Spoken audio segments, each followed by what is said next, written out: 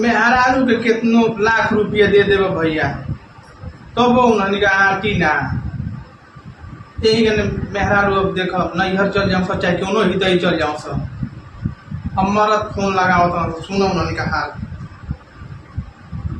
Hello मेहरारू कहते हैं हाँ हेलो काजी जब दो दिन ना बेतन गप तो औजा गई फोन कर लगनी काहे हो बड़ा खिसियाई बाबू काहे ना खिसियाई जैसन देवता रहेगा वैसन पूजा देवे के पड़ेला।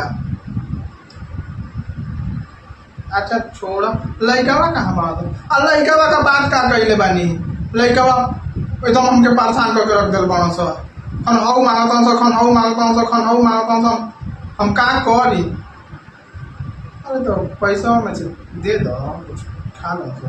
हाँ पैसा में से दे दो खा लो सो हम इतना पूछो कि 1 रुपया दे दी आधा पठा दे आ कहता नहीं कि पैसा में से दे दो सो दूसरा मरद ना बना सो कि हमके दिया तो मारता तो उड़ाई फोन रखी फोन मत करो।